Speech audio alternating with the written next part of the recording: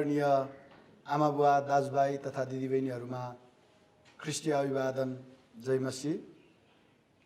आज फेरि पनि हामी काभ्रे क्रिस्चियन समुदायको पहल र प्रयास अनलाइनको प्रस्तुतिमा इन्टरनेटको माध्यमबाट अनलाइन आराधना सेवा सङ्गतिलाई अगाडि बढाउन गइरहेका छौँ, सुरु गर्न गइरहेका छौँ। विशेष गरेर देश र विदेशमा हुनुभएका सम्पूर्ण नेपाली क्रिस्चियन दाजुभाइ तथा दिदीबहिनीहरूको बीचमा हामीले निरन्तर रूपमा यो सेवा सञ्चालन गर्दै आइरहेका छौँ र आज पनि हामी विशेष तपाईहरुलाई यस आराधना सेवामा हामी स्वागत गर्न चाहन्छौँ र हामी यो सङ्गतिलाई अगाडि बढाउनुभन्दा अगाडि सुरुको प्रार्थनाद्वारा सङ्गतिलाई अगाडि बढाउनेछौँ। हामी सबैजना आफ्नो घरमा, आफ्नो परिवारमा अर्थात् साना साना झुन्डहरूमा बसेर म आशा गर्दछु कि हामी परमेश्वरलाई सङ्गति गरिरहेका छौँ, परमेश्वरसँगै सङ्गति गरिरहेका छौँ र परमेश्वरलाई आराधना र महिमा दिइरहेका छौँ र आज पनि हामी यस प्रार्थनाद्वारा यो सङ्गतिलाई सुरु गर्नेछौँ। आउनुहोस् हामी आफ्नै ठाउँबाट परमेश्वरलाई प्रार्थना गर्नेछौँ। स्वर्गमा विराजमानमा हुनुहुने परमेश्वर पिता, म आज यो बिहान तपाईलाई धन्यवाद चढाउँदछु। आजको दिन फेरि पनि समयको प्रतिकूलताको अवस्थामा हामी तपाईँ परमेश्वरलाई हाम्रा हृदयहरू चढाउँदछौँ, हाम्रो तन मन र धन तपाईँको उपस्थितिमा ल्याउँदछौँ। प्रभु येशू तपाईँको वचनले हामीलाई बताउँदछ कतिजनाको सङ्गतिमा नजाने बानी हुन्छ, तर तिमीहरू चाहिँ एकसाथ भेला हुन नछोड र सङ्गतिमा एउटाले अर्कालाई उत्साह दिनलाई, प्रेरणा दिनलाई र निरन्तर रूपमा उठाउनलाई नछोड तपाईँको वचनले प्रभु भन्नुभएको छ। यसकारण आज पनि हामी आफ्नै परिवारमा, झुन्डहरूमा अर्थात् साना साना समूहहरूमा रहेर तपाईँलाई आराधना, प्रशंसा र सङ्गति गर्नको लागि भेला भएका छौँ। हाम्रो बीचमा तपाईँको पूर्ण उपस्थिति र तपाईँकै पूर्ण रूपमा हस्तक्षेप गर्नुहोस् प्रभु। हामी तपाईँसँगै प्रार्थना गर्छौँ। हाम्रा सबै गीत भजनका सेवाकाईहरू, आराधनाका सम्पूर्ण भागहरू, वचनको सेवाकाईहरू अनि प्रभु हामी भेटीहरू चढाएर तपाईँलाई आराधना गर्छौँ। यी सबै भागहरूमा तपाईँ परमेश्वर महिमित हुनुभएको होस्, प्रभु तपाईँ उचालिनु भएको होस्, किनकि हाम्रो जीवनमा तपाईँ बढ्नु र हामी घट्नु आवश्यक छ। हाम्रो सम्पूर्ण जीवनबाट तपाईँको महिमा हुनु आवश्यक छ। यसकारण सारा महिमा तपाईँलाई चढाउँदै सबै कुरा तपाईँको हातमा राख्दै आशिष अनि अगुवाई माग्छौँ येशू प्रभुको नाममा, आमेन। हामीले प्रार्थना गरिसकेका छौँ। अब हामी सङ्गतिलाई निरन्तर रूपमा अगाडि बढाउनेछौँ। म फेरि पनि तपाईँहरूलाई विशेष जानकारी गराउन चाहन्छु।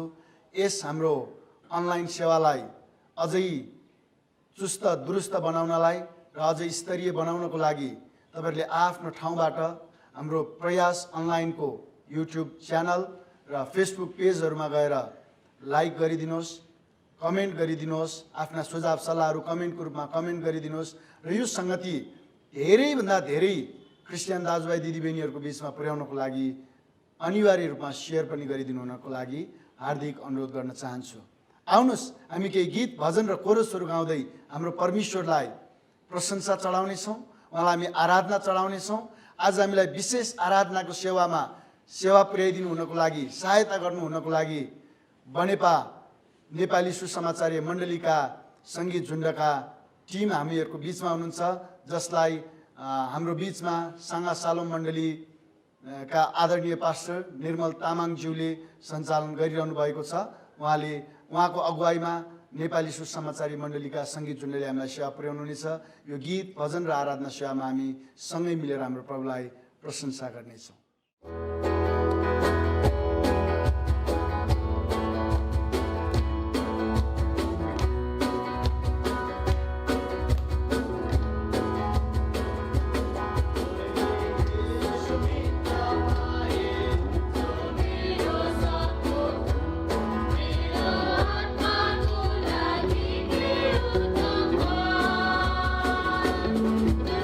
सुन्दर फुलका टुप्पो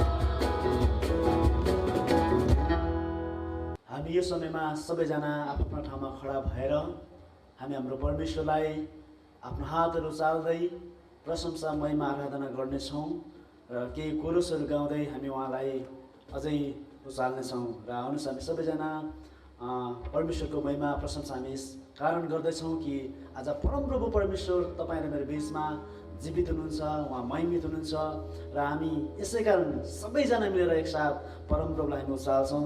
र हामी समयमा 131 नम्बरको कोरस सूर्योदयदेखि सूर्यास्तसम्म भन्ने कोरस गाउँदै हामी परमेश्वरलाई आराधनामा अझै उचाल्नेछौँ।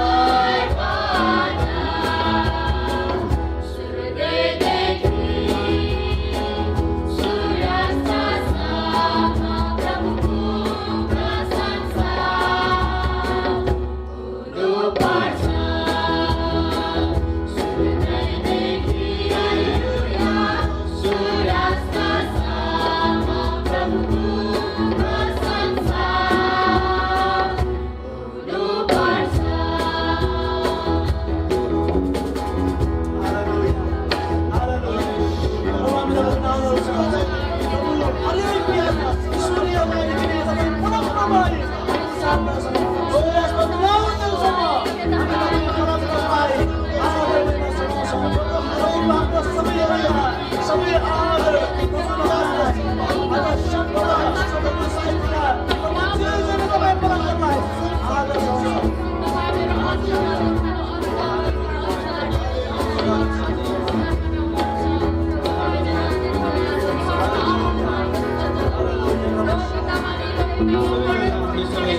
गर्नेछौँ र उहाँलाई ताली बजाउँदै अनि उहाँको प्रशंसा गर्नेछौँ। आउनुहोस् हामी ताली बजाउँदै पनि गीत गाउँदै उहाँलाई उचाल्नेछौँ।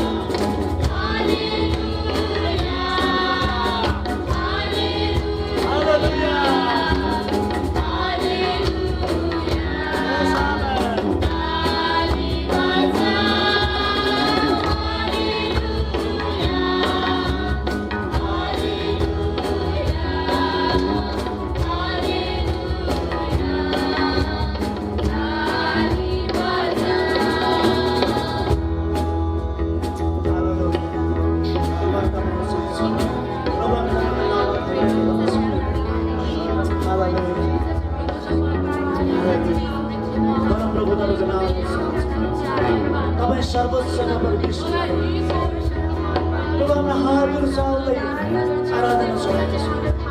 प्रभु अझै उचालिनुहोस्, आफ्नो महिमा लिनुहोस् हाम्रो जीवनमा। हालेलुया। प्रिय मण्डली, हामी अझै हाम्रो परमेश्वरलाई हाम्रो हृदयको अन्तस्करणबाट आराधना चढाइदिइरहनेछौँ, किनभने उहाँ सबै स्तुति, महिमा, प्रशंसा, आराधनाका योग्य हुनुहुन्छ। आज तपाईँ हामी प्रत्येकको जीवनबाट उहाँ आफ्नो महिमा हाम्रो जीवनमा लिन चाहनुहुन्छ, किनभने हाम्रा सबै धन्यवाद, महिमा, आराधना केवल उहाँलाई नै छ। उहाँको उपस्थितिमा आएर उहाँलाई अझै भेट गरौँ, उहाँको नजिकतामा आएर अझै उहाँसँग भेट गरौँ, ताकि हामी उहाँको आराधना गर्न सकौँ, अझै प्रशंसा, महिमा हामी अझै बढ्ता गरिदिन सकौँ। किनभने आज सृष्टिका सम्पूर्ण चिजहरूले आराधना गरिरहेका छन्, उहाँको महिमा गरिरहेका छन्, उहाँको प्रशंसा गरिरहेका छन्। समयमा एउटा वचनलाई पाठ गर्न चाहन्छु। वचन 19ले बताउँदछ कि आकाशले परमेश्वरको महिमाको वर्णन गर्छ र तारा मण्डलले उहाँका हातको सिपको घोषणा गर्दछ। हरेक दिन तिमीहरूले वार्तालाप गर्दछन् र हरेक रात तिमीहरूले ज्ञानको प्रदर्शन गर्छन्। कुनै बोली छैन, न भाषा छ जहाँ तिनीहरूको स्वर सुनिँदैन। तिनीहरूको स्वरले सारा पृथ्वी गुन्जयमान छ। तिनीहरूका शब्द पृथ्वीको सीमान्तसम्म पुगेका छन्। उहाँले आकाशमा सूर्यको निम्ति एउटा वासस्थान बनाउनु भएको छ। प्रिय मण्डली, आज मानिस बाहेक पनि सम्पूर्ण पशु प्राणीहरूले, उहाँको सबै सृष्टिहरूले उहाँको आराधना यो समयमा गरि नै रहेका छन्। आज हामी मानिस जाति झनै अझ उत्तम प्रकारले सृष्टि गरिएका प्राणीहरू हौँ। आज हाम्रो जीवनमा उहाँलाई गरिनुपर्ने आराधना, उहाँलाई गरिनुपर्ने प्रशंसा कति बहुमूल्य छ, कति महत्त्वपूर्ण छ। त्यसै कारण हामी अझै उहाँलाई आराधना गर्नेछौँ, प्रशंसा गर्नेछौँ। हामी फेरि पनि कोरस लगाउनेछौँ, स्तुति आराधना माथि जानेछ। किनभने हाम्रो आराधना परमप्रभुको भवनमा, स्वर्गीय स्थानमा सुगन्धित धूप जस्तै भएर फैलिनेछ। जब हामी उहाँलाई आराधना गर्छौँ, हाम्रो हृदय कम्पिन्छ।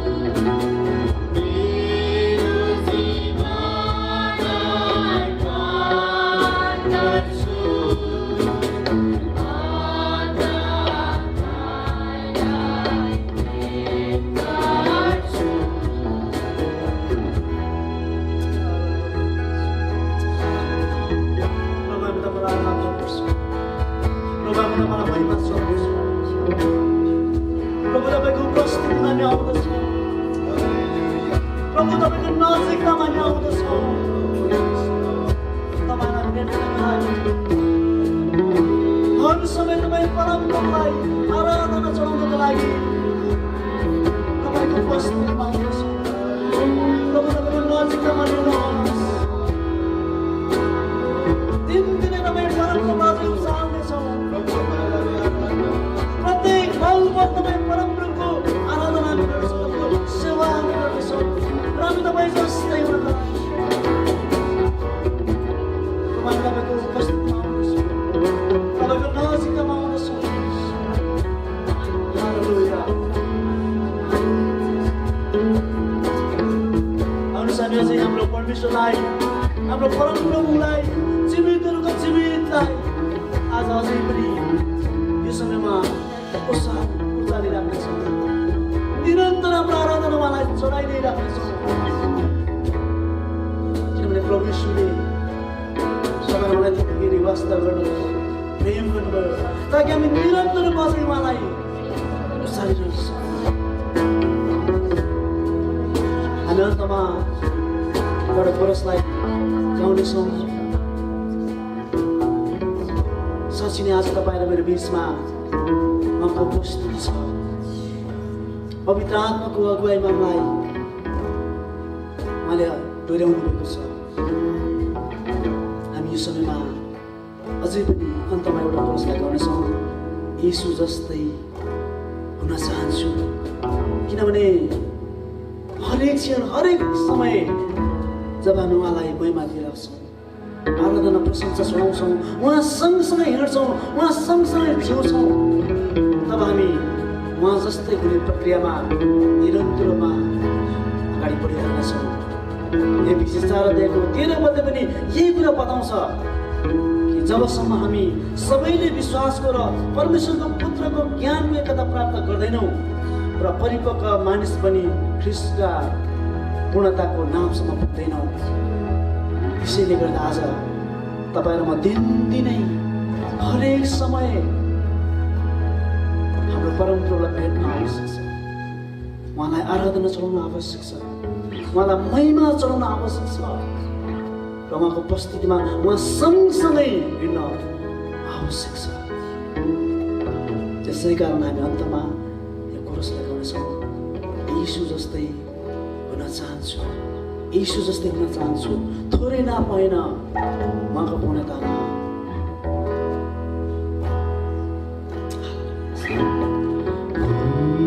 येशू जस्तै, येशू जस्तै हुन चाहन्छु, येशू जस्तै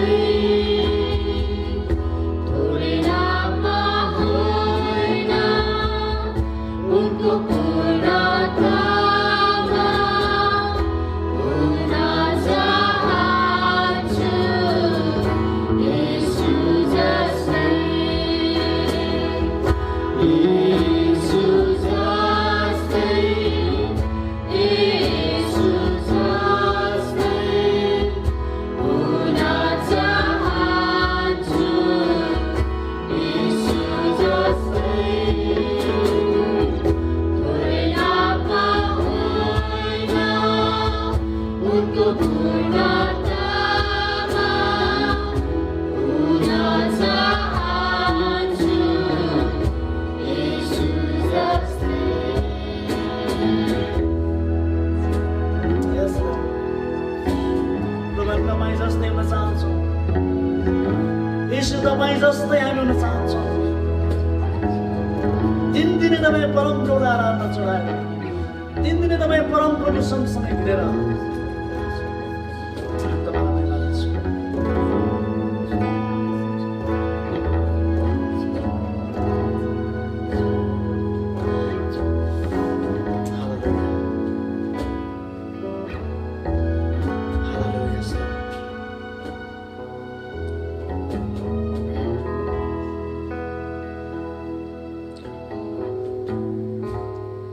जीवित परमप्रभु परमेश्वर, हामी तपाईँलाई यो समयमा सबै आदर, सबै महिमा हाम्रो प्राण आत्मा र शरीरले नै तपाईँलाई उचालेर सोच्ने प्रभु तपाईँ उचालेर सोचे हाम्रो जीवनमा दिनदिनै तपाईँ परमप्रभुसँग बोलाइ हरेक समय तपाईँ परमप्रभुको उपस्थितिको महसुस र तपाईँलाई भेट गर्ने अवसर जसरी तपाईँले हामीलाई दिनुभएको छ अझै निरन्तर हामी यसरी नै बढ्न सकौँ वृद्धि हुन सकौँ अझै तपाईँलाई आराधना चलाइरहन सकौँ हाम्रो तन मन धनले सबै कुराले तपाईँलाई उचाल्न सकौँ किनभने प्रभु हामीसँग दिने हामीसँग भएका सबै कुरा केही पनि होइन धन्यवाद आराधना र प्रशंसा जुन भेटी तपाईँको निम्ति बहुमूल्य छ त्यही कुरा हामी तपाईँलाई चढाउन चाहन्छौँ प्रभु धन्यवाद छ यो सम्पूर्ण आराधना सेवालाई प्रभु अब हामी तपाईँको हातमा समर्पण गर्छौँ लिनुहोस् र बाँकी सम्पूर्ण अरू भागहरूमा पनि तपाईँ पवित्र आत्माको जीवित उपस्थिति हाम्रो बिचमा राखिदिनुहोस् प्रभु हामीलाई अझै पनि निरन्तरमा डोर्याउनुहोस् हामीलाई अझै पनि निरन्तरमा तपाईँले सम्हाल्नुहोस् हामी तपाईँलाई धन्यवाद चढाउँछौँ धन्यवाद सबै कुरा तपाईँको हातमा राख्दै आशिष माग्छौँ ईश्वरको नाममा आमेन। अब हामी यो समयमा हाम्रो सम्पूर्ण दशांश र भेटीहरू हामी परमप्रभुको भण्डारमा चढाउनेछौँ। हाम्रो मुठीहरू खोलेर आफ्नो हृदयहरू खोलेर हामी हाम्रो परमेश्वरलाई हाम्रो सम्पूर्ण भेटीहरू दशांशहरू परमप्रभुको भण्डारमा चढाउनेछौँ र हामी यो समयमा 174 नम्बरको भजनलाई गाउनेछौँ। प्रभुजी तिमीलाई के चढाउँ यो मेरो सब जीवन तिम्रै हो भन्ने भजन गाउँदै हामी सबैजना मिलेर हाम्रो परमेश्वरको भण्डारमा यो भेटीलाई चढाउनेछौँ।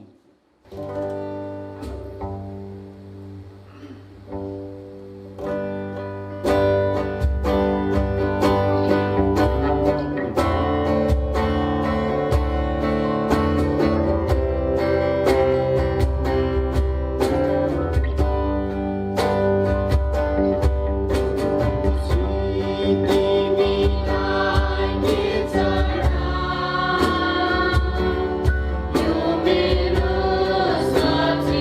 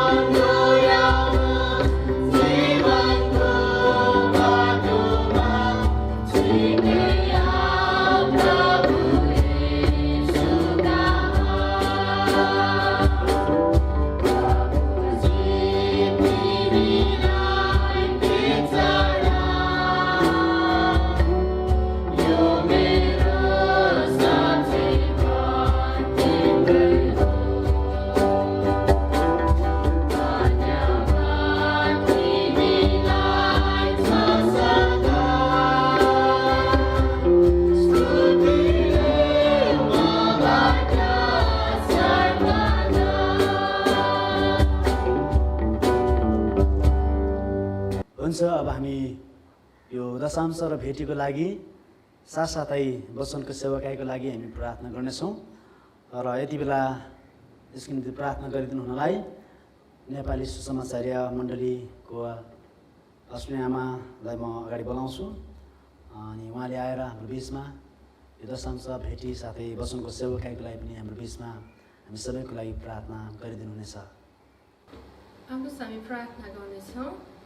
साँच्चै नै प्रभु ईश्वर, हामी तपाईँलाई धन्यवाद भन्दछौँ। आजको यो विश्राम दिनलाई पवित्र मान्नको निम्ति हामी यसरी भेला गर्ने अवसर तपाईँले दिनुभएको लागि प्रभु हामी यस ठाउँमा भेला भएका छौँ र तपाईँलाई महिमा अनि स्तुति प्रशंसा चढाइसकेका छौँ। र यसगरी प्रभु हामीले गच्छ अनुसार प्रभु तपाईँको भण्डारमा भेटी मुठीदान अनि दशांश भेटीहरू खसालेका छौँ। प्रभु तपाईँले ग्रहण गर्नुहोस् र यो भेटीद्वारा तपाईँको ठुलो ठुलो महिमाको कामहरू गर्नको निम्ति तपाईँको राज्य विस्तारको निम्ति प्रभु प्रयोग हुनलाई तपाईँले सहायता र मद्दत गर्नुहोस्। स्वर्गका झालहरू खोलिकन यो प्रभु भेटीमा तपाईँले आशिषको झरी वर्षाउनुहोस् र प्रत्येकको व्यापार व्यवसायहरूमा तपाईँको आशिषको झरी वर्षाउनुहोस्। प्रार्थना गर्दछौँ ताकि प्रभु प्रत्येकले इमान्दारी साथ प्रभु तपाईँको भण्डारमा प्रभु अनि दशांश भेटी अनि मुठीदानहरू ल्याउनलाई प्रभु तपाईँले सहायता गर्नुभएको होस्। प्रभु म तपाईँलाई धन्यवाद भन्दछौँ यो भेटीको निम्ति। प्रभु यसगरी हामी वचनतर्फ जानेछौँ। म प्रार्थना गर्दछौँ प्रभु तपाईँको दास छोरा प्रभु आजको वक्तालाई तपाईँको चरणमा ल्याउँदछौँ। तपाईँले लिनुहोस्, उहाँसँग तपाईँ रहनुहोस्, उहाँको ओठ जिब्रो भइकन तपाईँ स्वयं बोल्नुहोस् र हामी प्रत्येकको पनि आत्मिक आँखा, आत्मिक कान अनि आत्मिक हृदयका ढोकाहरू खोलिदिनुहोस् ताकि प्रभु त्यो वचन हामी सुन्न सकौँ, बुझ्न सकौँ, हृदयमा राखिकन प्रभु व्यवहारमा ल्याउँदै तपाईँकै महिमाको निम्ति जिउन सकौँ। प्रभु हामी तपाईँलाई धन्यवाद भन्दछौँ। प्रभु यो भेटी अनि वचनको निम्ति प्रभु म तपाईँलाई धन्यवाद चढाउँदै प्रार्थना बिन्ती चढाउँछौँ प्रभु यीशु ख्रीष्टको नाउँमा, आमेन। हामीले परमेश्वरलाई केही गीत भजन कोरस गाएर आराधना चढाइसकेका छौँ र आशा छ यो आराधनाद्वारा तपाईँहरू सबैले पनि परमेश्वरलाई महिमा चढाउनु भयो र तपाईँ आफ्नै जीवनमा पनि आशिषित हुनुभयो भन्ने म आशा राख्दछु। अब हामी परमेश्वरको वचन सुन्नतर्फ जानेछौँ र आज हाम्रो बिचमा परमेश्वरको वचनको विषय रहेको छ परिपक्व मानिस बन्ने लक्ष्य राखौँ। हाम्रो बिचमा प्रचारको लागि अर्थात् परमेश्वरको वचनबाट हामीलाई सेवा पुर्याउनु हुनको लागि आदरणीय पास्टर रेभरेन्ड रामचन्द्र विसुन्केज्यू आउँदै हुनुहुन्छ। उहाँ न्यू जेनेरेसन कम्युनिटी फेलोसिपका आदरणीय पास्टर पनि हुनुहुन्छ र काभ्रे क्रिस्चियन समुदायका वर्तमान महासचिव र विशेष गरेर अहिलेको वर्तमान परिस्थितिमा जुन प्रकारले लामो समयदेखि हामी एकसाथ मिलेर मण्डलीमा भेला भएर सङ्गति गरिरहन पाइराखेका छैनौँ। परमेश्वरको वचन नजिकबाट अझै छलफलद्वारा हामीले सञ्चालन गर्न सकिरहेका छैनौँ। तैपनि यो परिस्थितिमा पनि हामी यसरी हामीसँग भएका प्रविधिहरू, सामाजिक सञ्जाल र इन्टरनेटको माध्यमबाट परमेश्वरको वचनलाई सुनिरहेका छौँ। परिपक्व बन्ने कुरा चाहिँ चाहे परिस्थिति जस्तो सुकै होस् हामी परिपक्वतामा वृद्धि हुनै पर्छ। हामी सँगै भेला हुन सकेनौँ, सङ्गति गर्न सकेनौँ, यसले हामीहरूको परिपक्वतामा पक्कै पनि नकारात्मक असर राख्दैन। जब हामी परिपक्वतामा बढ्ने अर्थात् परिपक्व हुने लक्ष्य राख्छौँ परमेश्वर हाम्रा प्रतिकूल परिस्थितिमा पनि हामीहरूको बिचमा हामीहरूसँगै हुनुहुन्छ र हामी यही विषयमा अहिले वचन सुन्न जानेछौँ। हाम्रो पास्टरज्यूले हामीलाई वचनबाट सिकाउनुहुनेछ र म फेरि पनि तपाईँलाई जानकारी गराउन चाहन्छु। तपाईँहरू जहाँ हुनुहुन्छ, जुन ठाउँमा हुनुहुन्छ, हाम्रो यस अनलाइन सेवामा कमसेकम हप्तामा 600 देखि 700 व्यक्तिहरू निरन्तर रूपमा आशिषित भइरहनु भएको छ। हाम्रो अपेक्षा र आशा यति मात्र होइन। यदि तपाईँहरूले यो सङ्गतिलाई अझै सेयर गर्नुभयो र धेरैभन्दा धेरैहरूको बिचमा यो लिङ्कलाई तपाईँले पठाइदिनु भयो भने अझै धेरै व्यक्तिहरू आशिषित हुन सक्नुहुनेछ। त्यस कारणले तपाईँहरूको सल्लाह सुझाव कमेन्ट बक्समा कमेन्ट गरिदिनुहोस् र सङ्गति धेरैभन्दा धेरै हाम्रा क्रिस्चियन दाजुभाइ दिदीबहिनीहरूको बिचमा पुर्याउन आवश्यक रूपमा सेयर पनि गरिदिनुहोस्। यही आशा साथ म यो समय वचनको सेवाकाईको लागि आदरणीय पास्टर रामचन्द्र विसुन्केज्यूलाई दिन चाहन्छु। हामी उहाँलाई स्वागत गर्नेछौँ र उहाँबाट परमेश्वरको वचन सुनेर आशिषित हुनेछौँ। आजको यस हप्ताको सेवामा देश विदेशबाट हामीसँग सहभागी हुनुभएका सबै मण्डलीहरू, क्रिस्चियन विश्वासी दाजुभाइ तथा दिदीबहिनीहरू, यहाँ सबैजनालाई मेरो एकपल्ट फेरि अभिवादन जय मसीह टक्र्याउन चाहन्छु। हामी परमेश्वरलाई लगातार रूपमा उहाँको अनुग्रह कृपाको निम्ति धन्यवाद भन्न चाहन्छौँ, कारण परमेश्वरले नै हामीलाई यहाँसम्म ल्याउनु भएको छ र अगाडिका दिनहरूमा पल पलमा हामी उहाँमै भर पर्दै निरन्तर रूपमा अघि बढिरहेका छौँ। र विशेष गरी प्रिय मण्डलीहरू, हामी तपाईँहरूलाई निरन्तर रूपमा हाम्रा प्रार्थनाहरूमा सम्झना गरिरहेका छौँ। साथै यहाँहरूको सुरक्षा साथसाथै अहिलेको यस महामारीको घडीमा पनि परमप्रभुले यहाँहरूलाई सबै परिस्थितिहरूको सामना गर्दै अघि बढ्न सहायता गर्नुभएको होस् भन्ने हाम्रो शुभेच्छा छ, प्रार्थना छ। आजको यस सेवामा परमेश्वरको वचनलाई अघि बढाउनको निम्ति म हितोपदेशको पुस्तक 24 अध्यायको 10 पद पढेर अनि सुरुवात गर्न चाहन्छु।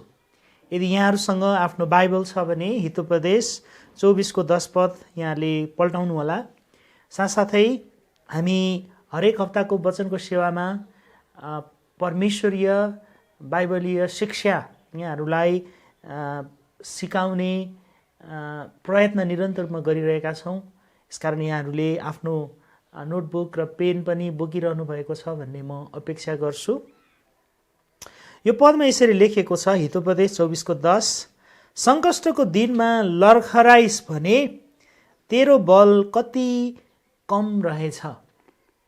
सङ्कष्टको दिनमा लर्खराइस भने तेरो बल कति कम रहेछ।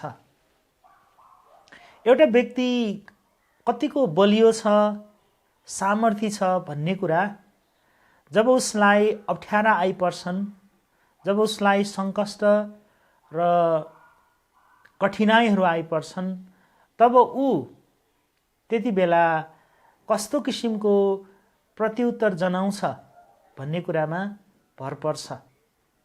विशेष गरी यो राजा सलोमनले लेखेका हितोपदेशमा उनले भन्छन्, सङ्कष्टको दिनमा यदि हामी काँप्यौँ भने, सङ्कष्टको दिनमा हामी खडा हुन सकेनौँ भने, कठिनाइको घडीमा हामी स्थिर हुन सकेनौँ भने हाम्रो बल कति कमजोर रहेछ भन्ने कुरा थाहा हुन्छ भनेर उपदेशकले भन्दछन्। आजको वचनको विषय यहाँहरूको बिचमा मैले त्यस्तै विषयलाई समेटेको छु। प्रिय परमेश्वरका जनहरू, हामीले लगातार रूपमा विगतका समयहरूदेखि श्रृङ्खलाबद्ध परमेश्वरका वचनका शिक्षाहरू यहाँहरूको बिचमा पस्कने प्रयत्न गरेका छौँ, ताकि हरेक हप्ता यहाँहरूले परमेश्वरको वचन सिक्दै जानुहुँदा यहाँहरूले सिक्दै जानुभएको होस्, निर्माण हुँदै जानुभएको होस् र क्रिस्चियन शिक्षामा अनि क्रिस्चियन विश्वासमा यहाँहरू जरा गाड्दै जानुभएको होस् भन्ने हाम्रो हृदयदेखिको चाहना छ। र आजको वचनको विषय हामीले कसरी बाइबलीय सामर्थ्य पाउने भन्ने विषयमा छ। अहिले हामी यो महामारीको घडी विगतका झन्डै 7 महिनाहरूदेखि सामना गरिरहेका छौँ। यो कठिनाइ निरन्तर रूपमा अघि लम्बिँदो छ र हामीहरू व्यक्तिगत, पारिवारिक, सामाजिक रूपमा र राष्ट्रिय रूपमा चुनौतीहरू निरन्तर रूपमा खेपिरहेका छौँ। धेरैवटा चुनौतीहरू आर्थिक, सामाजिक, मानसिक धेरैवटा चुनौतीहरू हामीले खेपिरहेका छौँ।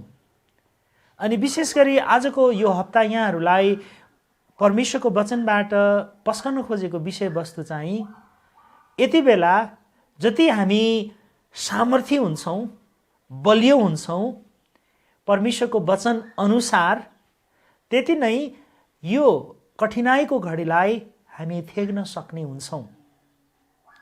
त्यसको निम्ति तपाईँले र मैले बाइबलीय सामर्थ्य प्राप्त गर्नुपर्छ भन्ने आजको विषयवस्तु हो। र जब हामी बाइबलीय सामर्थ्य प्राप्त गर्ने कुरा गर्छौँ, विशेष गरी हामीले बाइबलीय सामर्थ्य प्राप्त गर्ने 3वटा स्रोतहरू छन्। सबभन्दा पहिलो पवित्र आत्माको शक्ति। यस संसारमा जति सुकै कठिनाइहरू आउन् थपिउन्, तपाईँलाई र मलाई जबसम्म माथिबाटको सहायता मिल्दैन, शक्ति मिल्दैन, मद्दत मिल्दैन, तपाईँ र म यस संसारका परिस्थितिहरूलाई सामना गर्नलाई एकछिन पनि हामी सक्दैनौँ।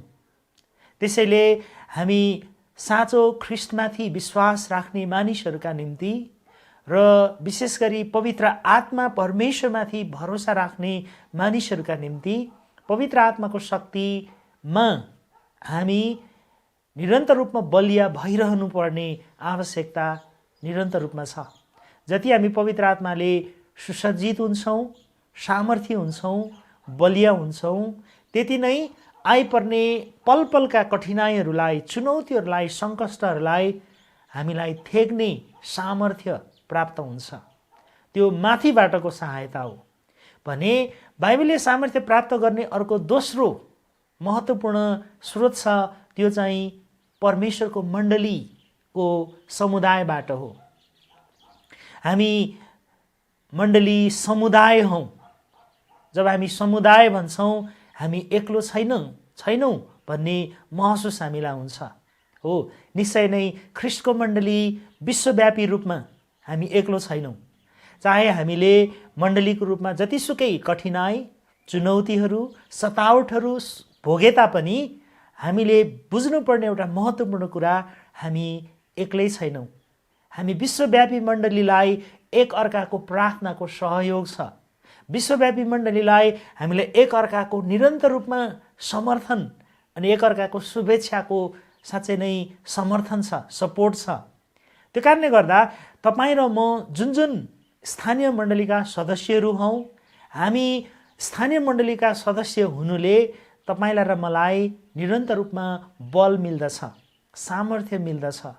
जब हामी एकसाथ सङ्गतिमा भेला हुन्छौँ, हरेक हप्ता शनिबारको दिन, विश्रामको दिन, अनि निश्चय नै अहिले हामी शारीरिक रूपमा वा भौतिक रूपमा सहभागी हुन नसके तापनि हाम्रो मण्डलीले तपाईँलाई र मलाई त्यो सामर्थ्य प्रदान गर्नको निम्ति विभिन्न किसिमका माध्यमहरू अपनाइरहनु भएको छ। र विशेष गरी काभ्रे क्रिस्चियन समुदायले यहाँहरूलाई यो अनलाइन सेवा मार्फत जुन किसिमको सेवा पुर्याउने प्रयत्न गरिरहेका छौँ, वास्तवमा यो पनि हरेकलाई, मण्डलीहरूलाई सामर्थ्य बनाउने एउटा माध्यम हो।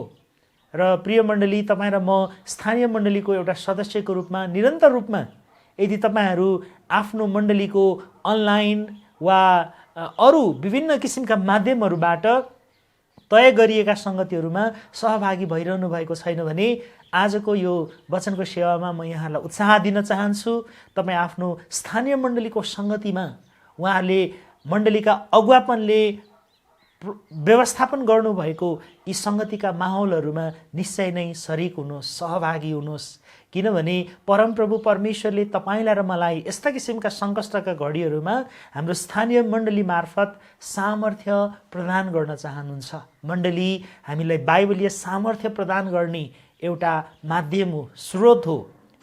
परमेश्वरबाटको सहायता हामी पाउँछौँ, जुन पवित्र आत्माको माध्यमबाट पाउँछौँ भने दोस्रो चाहिँ मण्डली समुदाय मार्फत हामी सामर्थ्य प्राप्त गर्छौँ भने तेस्रो चाहिँ हो हाम्रो आफ्नै व्यक्तिगत जीवनमा हामीले अपनाउने आत्मिकी अनुशासनहरूको अभ्यासद्वारा पनि हामी बाइबलीय सामर्थ्य प्राप्त गर्छौँ। तपाईँहरूले बुझ्नुहोस्, माथिबाटको शक्ति मिल्छ हामीलाई दिनदिनै बलियाउनलाई, ताकि हामी सङ्कष्टमा स्थिर र खडा हुन सकौँ भने हामीलाई एक अर्काबाट सहायता र सामर्थ्य मिल्दछ निरन्तर रूपमा सङ्कष्टमा स्थिर र खडा हुनलाई भने अर्को तर्फबाट हामी आफैले गर्नुपर्ने प्रयत्न छ, त्यहाँ मेहनत छ, त्यहाँ परिश्रम छ त्यहाँ, अनि जुन चाहिँ हामीले दैनिक रूपमा अभ्यास गर्नुपर्ने आत्मिकी अनुशासनको माध्यमबाट हामीले प्राप्त गर्न सक्छौँ। प्रिय मण्डली, मैले यहाँहरूलाई आजको वचनको विषयमा अलिकति यो परिचयात्मक यी कुराहरू राखेँ र आज विशेष गरी आत्मिकी अनुशासनको अभ्यासद्वारा बाइबलीय सामर्थ्य प्राप्त गर्ने एउटा माध्यम यो हुनसक्छ भन्ने विषयलाई अलिकति म उजागर गर्न चाहन्छु। फेरि पनि आत्मिकी अनुशासनको अभ्यास बाइबलीय सामर्थ्य प्राप्त गर्ने एउटा माध्यम हो। तपाईँ र म कसरी दिनौँ बलियो हुन सक्छौँ, कसरी हामी सामर्थ्य हुन सक्छौँ भन्दा आत्मिक अनुशासन अभ्यास गर्ने कुरालाई हामी जोड दिउँ। निश्चय नै पवित्र आत्माको शक्तिमा भर परौँ, मण्डलीबाट सामर्थ्य प्राप्त गर्ने कुरालाई हामी जोड दिइरहौँ भने व्यक्तिगत रूपमा आफैले आत्मिक अनुशासनको अभ्यास गर्ने कुरालाई हामी निरन्तरता दिउँ। त्यसको माध्यमबाट हामी निरन्तर रूपमा बलियो हुन सक्छौँ। हामी जति अनुशासनहीन भएर जिउँछौँ त्यति नै बाइबलीय सामर्थ्य हामी पाउँदैनौँ। हामी कमजोर हुन्छौँ, हामी निर्बल हुन्छौँ।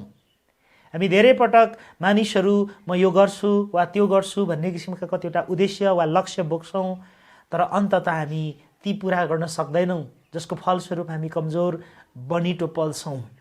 वास्तवमा भन्नुपर्दा हामीहरू हरेकले हाम्रो व्यक्तिगत जीवनमा बोकेका लक्ष्य, आत्मिकी लक्ष्यहरू, उद्देश्यहरू प्राप्त गर्नको निम्ति आत्मिक अनुशासनले धेरै नै ठुलो भूमिका निर्वाह गरेको हुन्छ।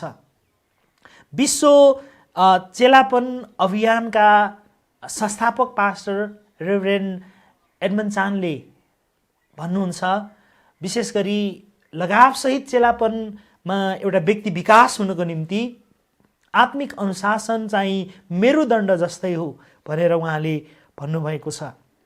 निश्चय नै आजको वचनको विषय अन्तर्गत भएर हामीले सिक्दै गर्दा एउटा व्यक्ति लगावसहित चेला बन्दै जानुको निम्ति आत्मिक अनुशासनको अभ्यास गर्नुपर्छ भन्ने कुरा सँगसँगै तपाईँ र म यदि सङ्कष्टमा नलर्खराउने, स्थिर र खडा हुने किसिमका व्यक्ति बन्न चाहन्छौँ भने आत्मिक अनुशासनले निश्चय नै सहायता गर्न सक्छ। यहाँहरूले एउटा नाम सायद सुन्नुभएको होला आत्मिक अनुशासनको सन्दर्भमा, जो पास्टर पनि हुनुहुन्छ, एउटा अध्यापक पनि हुनुहुन्छ, साथसाथै सदाबहार लेखकको रूपमा उहाँ परिचित हुनुहुन्छ अनि विशेष गरी आत्मिक अभियान निर्माण गर्ने संस्थापक व्यक्ति पनि हुनुहुन्छ उहाँ। अनि उहाँको नाम रिचर्ड जे फोस्टर, जसले आफ्नो पुस्तक सेलिब्रेसन अफ स्पिरिचुअल डिसिप्लिन नामक पुस्तकमा आत्मिक अनुशासनहरूको तालिका उहाँले प्रस्तुत गर्नुभएको छ। अनि आजको वचनमा म विशेष गरी आत्मिक अनुशासनका केही विषयहरूलाई समेट्ने प्रयत्न गरिरहेको छु र सबभन्दा पहिले आत्मिक अनुशासनको पहिलो तालिकाको रूपमा म यहाँहरूको बिचमा प्रस्तुत गर्न चाहन्छु एकान्त समय। हामीले प्रभु यीशुलाई व्यक्तिगत रूपमा चिनेदेखि नै एउटा व्यक्तिको जीवनको निम्ति एकान्त समय अति नै महत्त्वपूर्ण छ भन्ने सायद सुन्दै सिक्दै हामी यहाँसम्म आइपुगेका हुन सक्छौँ। आजभन्दा 23 वर्ष अगाडि मैले प्रभु यीशुलाई व्यक्तिगत रूपमा विश्वास गर्दा त्यति बेला हामीले प्राप्त गरेका 1 दिने वा 2 दिने वा साप्ताहिक तालिमहरूमा हामीलाई परमेश्वरका वचनका शिक्षक वा दास दासीहरूले हरेक ख्रिस्टियनको निम्ति आत्मिक अनुशासनको रूपमा एकान्त समय बिताउने कुरा हामीले निश्चय नै सिकेको विषयवस्तु हो। यो सिकेको विषयवस्तु हो तर अभ्यास नगरिएको विषयवस्तु हो। हामीले केही अभ्यास गरेका थियौँ होला तर हामीले निरन्तर रूपमा लगावसहित एउटा अनुशासनकै रूपमा हाम्रो जीवनमा विकास नगरिएको विषयवस्तु यो हुनसक्छ। एकान्त समयले तपाईँलाई र मलाई परमेश्वरको उपस्थितिमा आनन्दित हुन, परमेश्वरसँग एक्लै समय बिताउने समयको रूपमा हामी एकान्त समयलाई लिन सक्छौँ। यदि तपाईँले त्यसको उदाहरण स्वरूप बाइबलमा हेर्नुहुन्छ भने हामीहरूका एकमात्र प्रभु ख्रिस्ट येशू जो परमेश्वरको एकमात्र पुत्र हुनुहुन्छ, यस धरतीमा मानिस भएर आउनुभयो र यस संसारमा आउनु हुँदाखेरि उहाँ परमेश्वर पितासँग एक्लै समय बिताउनुहुन्थ्यो भन्ने कुराका उदाहरणहरू हामी सुसमाचारीय पुस्तकहरूमा भेट्न सक्छौँ। र विशेष गरी तपाईँले मर्कुसको पुस्तक 1 अध्यायको 35 पदलाई त्यसको उदाहरण स्वरूप लिन सक्नुहुन्छ, जहाँ लेखिएको छ बिहान उज्यालो हुनुभन्दा धेरै अघि उठेर येशू बाहिर एकान्त ठाउँमा जानुभयो र त्यहाँ उहाँले प्रार्थना गर्नुभयो। बिहान उज्यालो हुनुभन्दा धेरै अघि एक्लै बाहिर एकान्त ठाउँमा जानुभयो र उहाँले प्रार्थनामा समय बिताउनु भयो भनेर हामी त्यहाँनिर पढ्दछौँ। प्रिय दाजुभाइ दिदीबहिनीहरू मण्डलीहरू, तपाईँ र मेरो व्यक्तिगत जीवनमा हामीलाई सामर्थ्य प्रदान गर्ने महत्त्वपूर्ण अनुशासनको रूपमा हामी दैनिक परमेश्वरसँग बिताउने एकान्त समयलाई लिन सक्छौँ, अभ्यास गर्न सक्छौँ। त्यसलाई हामी हाम्रो जीवनको एउटा महत्त्वपूर्ण भाग बनाउन सक्छौँ। म यहाँहरूलाई आजको यस वचनको सेवा मार्फत हार्दिक आह्वान गर्न चाहन्छु। हामी एकान्त समयलाई जति हामीहरूको जीवनको एउटा महत्त्वपूर्ण भाग बनाउँदै जान्छौँ त्यति नै आत्मिक रूपमा हामी बलिया र सामर्थी बन्छौँ। जति हामी आत्मिक रूपमा बलिया र सामर्थी बन्छौँ, संसारमा आइपर्ने हर किसिमका परिस्थिति र अवस्थाहरूलाई सामना गर्ने त्यो शक्ति हामीलाई भित्रैदेखि मिल्दछ। दाजुभाइ दिदीबहिनीहरू, तपाईँहरू जतिजनाले क्रिस्चियन विश्वासमा केही वर्षहरू काट्नु भएको छ, केही दशकहरू काट्नु भएको छ, एउटा सत्य कुरा यहाँहरूलाई बताउँ, जति तपाईँ र म क्रिस्चियन विश्वासमा अझ पुराना अझ पाको हुँदै जान्छौँ, यो एकान्त समय अझ सजिलो हुँदै जाँदैन। यसलाई हामीले जतिसुकै दशक हामीले क्रिस्चियन जीवनको अनुभवमा यात्रामा काटे तापनि हामीहरूको जीवनको निम्ति निरन्तर रूपमा यो चुनौती बनि नै रहन्छ। त्यही कारणले पनि एकान्त समयलाई एउटा आत्मिकी अनुशासन भनेर भनिएको हो। जति यसलाई हामी आत्मिक अनुशासनको रूपमा अभ्यास गर्छौँ, यसले तपाईँ र मलाई त्यति नै बलियो बनाउँछ। त्यसपछि दोस्रो अनुशासनको रूपमा शान्त समयलाई हामी लिन सक्छौँ। शान्त समय हुन त यो एकान्त समय अर्थात् शान्त समय करिब करिब एकअर्काका पर्यायवाची शब्दको रूपमा पनि प्रयोग गरिएका हामी पाउँछौँ। तर विशेष गरी शान्त समयलाई मात्रै हामीले विचार गर्ने हो भने यो चाहिँ परमेश्वरलाई सुन्नको लागि हामीले आफ्ना बोलीहरूलाई विचारहरूलाई बन्द गरेर होइन सुन्ने अभ्यास गर्ने समयको रूपमा हामी यसलाई लिन सक्छौँ। जसरी भजन सङ्ग्रहको पुस्तक 46:10 लेखेको छ, शान्त हौ र म परमेश्वर हुँ भनी जान। अनि त्यहाँनिर विशेष गरी हामीले शान्त हुन अनि परमेश्वरलाई अझै उहाँ चाहिँ सारा संसारको हामीहरूको एकमात्र प्रभु हुनुहुन्छ भनी बुझ्नको निम्ति, जान्नको निम्ति, उहाँलाई सुन्नको निम्ति होइन त्यहाँनिर आह्वान गरिएको कुरा हामी बुझ्न सक्छौँ। हामी हरेक क्रिस्चियन दाजुभाइ दिदीबहिनीहरूको निम्ति हामीहरूको यात्रामा हामीले शान्त भएर परमेश्वरलाई सुन्नु, उहाँ हामीसँग बोल्नु अनि उहाँका कुराहरूलाई महसुस गरेर मनन गरेर जीवनमा अगाडि बढ्नु हामीहरूको निम्ति महत्त्वपूर्ण हुनसक्छ। चाहे तपाईँ र म जीवनको जतिसुकै कठिन परिस्थिति र घडीमा किन नहौँ, त्यो कठिनभन्दा कठिन घडीमा परमेश्वर हामीलाई के भन्दै हुनुहुन्छ, परमेश्वर हामीसँग के बोल्दै हुनुहुन्छ भनी सुन्नु हामीहरूको निम्ति अपरिहार्य हुनसक्छ। निश्चय नै त्यति बेला हामी मानिसहरूका विचारहरू सुन्छौँ, मानिसहरूका सल्लाहहरू सुन्छौँ। हामीले निश्चय नै परमप्रभुका दासहरू अनि परिपक्व क्रिस्चियन दाजुभाइ दिदीबहिनीहरूका सल्लाहहरू अनि उहाँहरूका विचारहरू हामीले सुन्नु महत्त्वपूर्ण हुनसक्छ। तर त्योभन्दा अझ महत्त्वपूर्ण चाहिँ परमेश्वर फर्स्ट ह्यान्ड होइन सन्देश हामीलाई दिनको निम्ति तयार हुनुहुन्छ अनि हामीले उहाँलाई सुन्न सक्छौँ। हो, निश्चय नै परमेश्वर कतिजना उहाँका दासहरू मार्फत, अगमवक्ताहरू मार्फत, परमेश्वरका सेवक सेविकाहरू मार्फत बोल्न सक्नुहुन्छ। यदि हामी सुन्नलाई साँच्चै नै तयार भयौँ भने निश्चय नै हामी त्यसरी पनि सुन्न सक्छौँ। तर साथसाथै परमप्रभु परमेश्वर उहाँका प्रेरणाहरूद्वारा, उहाँको वचनद्वारा, पवित्र आत्माको आवाजद्वारा हामीसँग बोल्न सक्नुहुन्छ। त्यस्तै गरी तेस्रो आत्मिक अनुशासनको रूपमा म प्रार्थनालाई यहाँहरूको बिचमा राख्न चाहन्छु। जसै हामी प्रार्थनाको कुरा गर्छौँ होइन, यो चाहिँ परमेश्वरको हृदय अनुभव गर्ने कुरा हो अनि परमेश्वरसँग अन्तर्विन्ती चढाउने र परमेश्वरसँग साथ हिँड्ने कुराको रूपमा हामी यसलाई लिन्छौँ। अनि तपाईँ र मैले कसरी प्रार्थना गर्ने भनेर मत्तीको पुस्तक 6:9-13 प्रभु यीशुले त्यहाँनिर तिमीहरू चाहिँ यस किसिमले प्रार्थना गर भनेर प्रार्थनाको एउटा प्याटर्नको रूपमा त्यहाँ दिएको हामी देख्न सक्छौँ र यहाँहरूले प्रार्थनालाई त्यहाँबाट हेर्न सक्नुहुन्छ। प्रार्थनालाई हामी जति हाम्रो व्यक्तिगत जीवनमा आत्मिक अनुशासनको रूपमा प्रयोग गर्छौँ त्यति नै हामीलाई प्रार्थना गर्ने व्यक्तिहरूका रूपमा हामी निरन्तर रूपमा तालिम पाउन सक्छौँ, वृद्धि विकास हुन सक्छौँ। तपाईँ र म प्रार्थना गर्ने क्षेत्रमा जति गहिरिन्छौँ, वृद्धि हुन्छौँ, वास्तवमा भन्नुपर्दा एउटा व्यक्ति जो प्रार्थनामा गहिरो जीवन जिउँछ उसले परमेश्वरलाई अनुभव गर्ने कुरामा गहिरिएको हुन्छ भनेर हैन हामी विचार गर्न सक्छौँ। किनभने प्रार्थना चाहिँ एउटा व्यक्तिको परमेश्वरसँगको गहिरिने सम्बन्धको रूपमा यसलाई लिन सकिन्छ। मैले यहाँहरूलाई 3वटा कुराहरू बताएँ, एकान्त समय, शान्त समय अनि प्रार्थना। त्यस्तै गरी चौथो अनुशासनको रूपमा म यहाँहरूको बिचमा प्रस्तुत गर्न चाहन्छु, त्यो चाहिँ हो उपवास।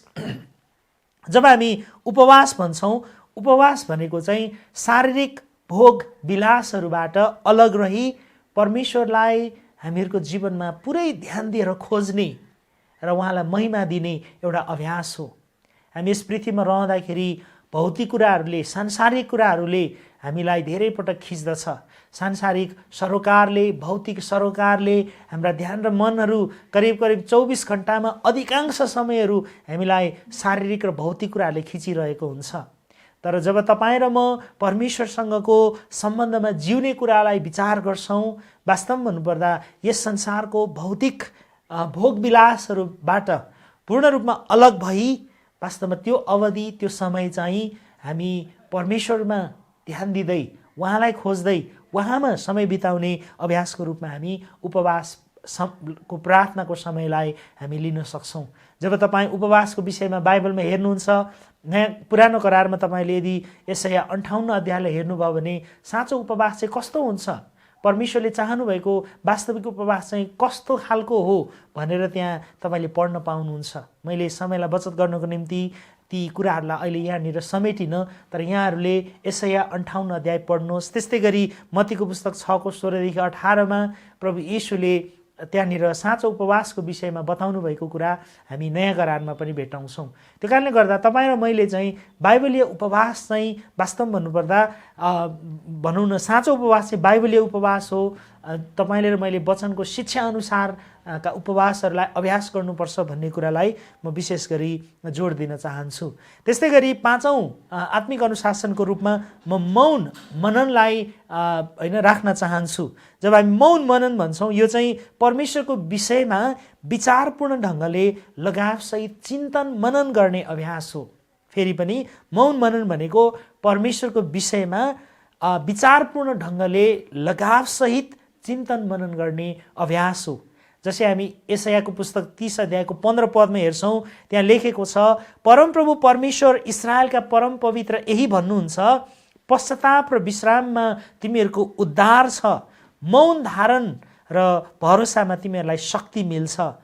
अनि त्यहाँनिर लेखेको छ, तर तिमीहरू यी कुनै पनि कुरा चाहन्नौ, मौन धारण र भरोसामा तिमीहरूलाई शक्ति मिल्छ। जति तपाईँ र म मौन मननमा बढ्छौँ, वृद्धि हुन्छौँ, समय बिताउँछौँ, हामीलाई शक्ति मिल्छ।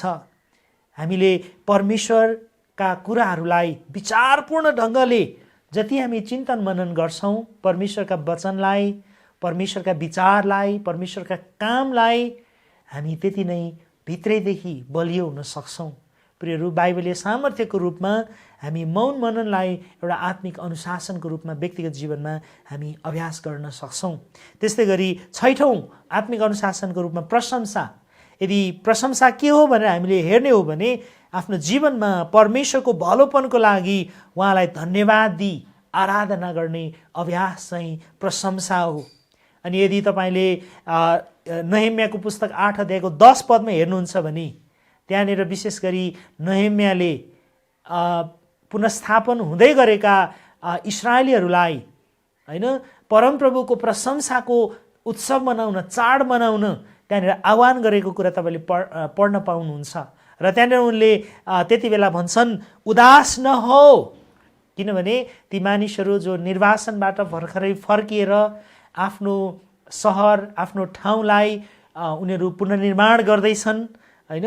अनि त्यहाँनिर उनले आफ्ना मानिसहरूलाई हौसला दिँदै भन्छन्, उदास नहो किनभने परमप्रभुको आनन्द नै तिमीहरूको बल हो भनेर त्यहाँ भनेको हामी पाउँछौँ। वास्तवमा जति तपाईँ र म प्रशंसाले भरिन्छौँ, सङ्कटको घडीमा पनि, चुनौतीको घडीमा पनि, यदि हामी मध्ये कतिजनाहरू रोगी छौँ, बिरामी छौँ, वा हामीहरूमध्ये कतिजनाले अहिलेको यो महामारी कोभिड-19 को सङ्क्रमण पोजिटिभ होइन रिपोर्ट आएर यदि हामी कठिनाइ अवस्थामा छौँ भने म यहाँहरूलाई उत्साह दिन चाहन्छु, तपाईँहरूले जति परमेश्वरतिर फर्केर आफ्ना प्रशंसाहरू चढाउनुहुन्छ, वचनमा लेखे जस्तै परमप्रभुको आनन्द हो त्यो। परमेश्वरलाई प्रशंसा चढाउने कुरा परमप्रभुको आनन्द हो। जति हामी परमप्रभुको आनन्द अनुभव गर्छौँ, हामी त्यति नै बलिया हुन सक्छौँ। अनि मैले यहाँहरूलाई बताइसकेँ, चाहे जुनसुकै किसिमको चुनौती, कठिनाइ तपाईँले किन सामना नगर्नु भएको, अहिले यही घडी, यही समय, आजको दिन जब तपाईँ प्रशंसालाई आत्मिक अनुशासनको रूपमा अभ्यास गर्नुहुन्छ, त्यति नै तपाईँ परमप्रभुमा बलियो हुनुहुन्छ, तपाईँले आत्मिक सामर्थ्य प्राप्त गर्नुहुन्छ। त्यस्तै गरी सातौँ आत्मिक अनुशासनको रूपमा नैतिक शुद्धतालाई हामी लिन सक्छौँ। जब हामी नैतिक शुद्धता भन्छौँ, संसारबाट बेदाग रही जानाजानी शुद्ध जीवन जिउने अभ्यास हो। यो चाहिँ संसारबाट बेदाग भनेको कुनै दाग नलागेका मानिसहरूका रूपमा तपाईँ र मैले शुद्ध जीवन जिउने अभ्यासलाई हामी नैतिक शुद्धता भनेर भन्छौँ। तपाईँले यदि पहिलो यूहन्नाको पुस्तक 2 अध्यायको 15 देखि 17 हेर्नुभयो भने संसार र संसारका थोकहरू पिताबाट आएका होइनन् भनेर त्यहाँ लेखिएको छ। अनि 17 पदलाई तपाईँले हेर्नुहुन्छ भने त्यहाँ भनेको छ, संसार बितिजान्छ र संसारको अभिलाषा पनि बितिजान्छ, तर परमेश्वरको इच्छा पुरा गर्ने चाहिँ सधैँको निम्ति रहन्छ। हामी यस संसारमा प्रभु यीशुलाई विश्वास गरेका मानिसहरू हौँ, ख्रिस्टमाथि आशा राखेर जिउने मानिसहरू हौँ। यो संसारले हामीलाई संसारकै कुराहरूतर्फ, शरीरका कुराहरूतर्फ, भौतिक कुराहरूतर्फ, हामीलाई पापतर्फ, तपाईँ र मलाई साँच्चै नै अधर्मतर्फ, अशुद्धतातर्फ डोर्याउने थुप्रै किसिमका परीक्षाहरू, ती कुराहरू हाम्रा जीवनमा आउन सक्छन्।